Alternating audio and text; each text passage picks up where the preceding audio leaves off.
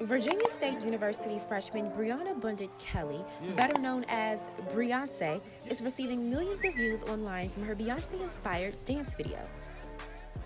She couldn't make it to see Beyonce at Coachella, so she learned the entire routine at her dorm in just 40 minutes. Because 40 minutes to me is a long time, but I guess to everybody else it's nothing.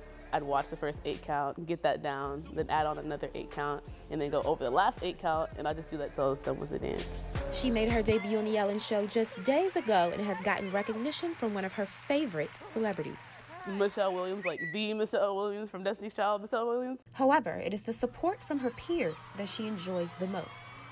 All the likes on the post, they're just likes. You see the numbers. You don't see the people behind the numbers. And so when I walked on stage and everyone just got out of their seats, and I'm like, you guys are the ones behind the numbers, and you guys really mean the love that you sent me online.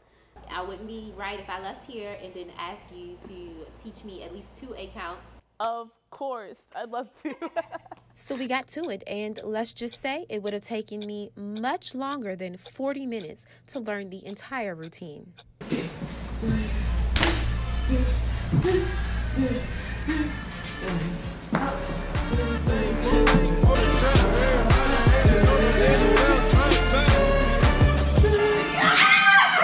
J.C. Whittington, WUSA 9.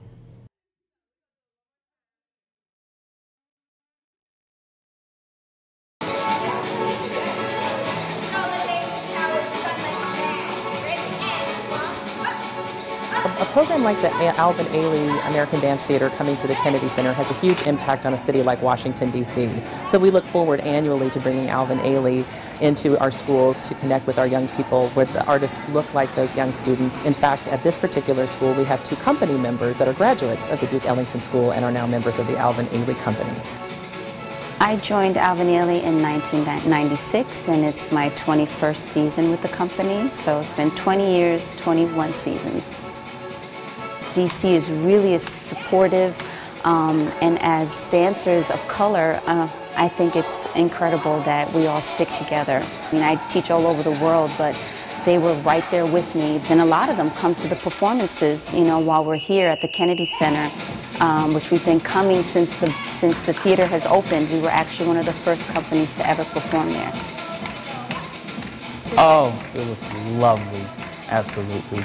I love the fact that it was loose and being able to just be free and not be judged or criticized. I think about the actual founder himself, Alvin Ailey, because sometimes it's rare to find male dancers. So when you think about one that's literally created works in his very own studio, that inspires me to even want to go into my own, be an entrepreneur, start my own company, use my own platform.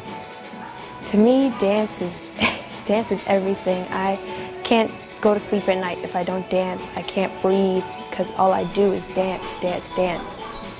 Ailey, one of the most beautiful things about them is that they highlight the beauty in the African American struggle and tragedy, and I think that everyone's story should be told, and Ailey highlights that this is a beautiful thing, that we've struggled and that we've come this far to paving the way for other dancers like myself and like my teachers. So I think that Ailey is a pivotal part of Black dance. Well, I wanted to teach them not only what we do at Ailey, but also art, you know, is something that's speechless, you know, it's something that has no color, no words, it's just heart and soul. So I wanted to give them a little bit of heart and soul today. Ready? Everybody say, Alvin Ailey! Alvin Ailey!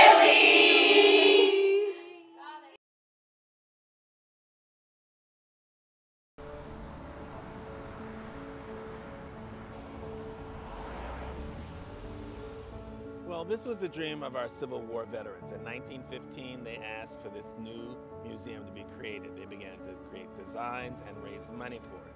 100 years later, now we're finally opening a building that looks very different from what they had in mind, but it includes the history and culture of African Americans from 1500 in Africa to the first ships coming over bringing Africans. So this is an international story, and it's a story of history and culture.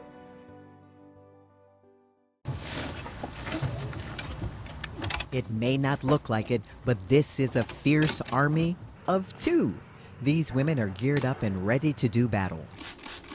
They tackle grease and grime, dirt and dust, whether up high or low, reaching into places even the most particular homeowner might overlook.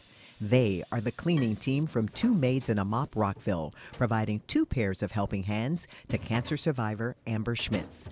The company is a volunteer partner with Cleaning for a Reason, a Texas-based charity that provides free cleaning services to women in treatment for any type of cancer. Marnie Hamill and co-owner Mari Millard opened Two Maids and a Mop a little over a year ago.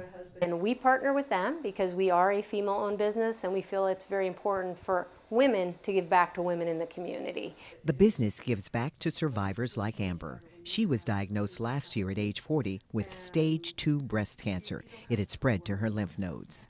Well, it basically hit me like a ton of bricks. I was very surprised. The initial treatment phase was 16 weeks of chemotherapy. Through it all, Amber held down a full-time job, managed her family, and kept up as best she could with household chores in her 4-story home. But she was feeling worn out trying to juggle her routine. There's times when I get up to the 4th floor, especially getting ready for bed, I'm about ready to collapse into bed because it can get tiring. With surgery and radiation ahead, Amber's oncologist suggested she apply to Cleaning for a Reason. She did, and after providing a doctor's prescription, the match was made, and the timing couldn't have been better. The crew arrived for the first of 3 general house cleanings the day after her bilateral mastectomy. It was really nice having them come in at that point because I was very, very limited. And not only that, but with the double mastectomy, there is pain involved, so just even moving around it hurts. So I just didn't feel like cleaning at that point. As women, we take the primary role of cleaning the house. We take the primary role of making sure the kids are taken care of, the house is clean. And when you have cancer, that doesn't stop. You still feel an obligation to make sure your house is clean for your family, for yourself, and it just adds one more burden. So what we can do is take that burden away. Seeing the house clean and feeling like everything was healthy again, the house was healthy, I feel healthy again, so it kind of boosted me a little bit and enabled me to help fight what I had to fight, with the chemo and the cancer and everything.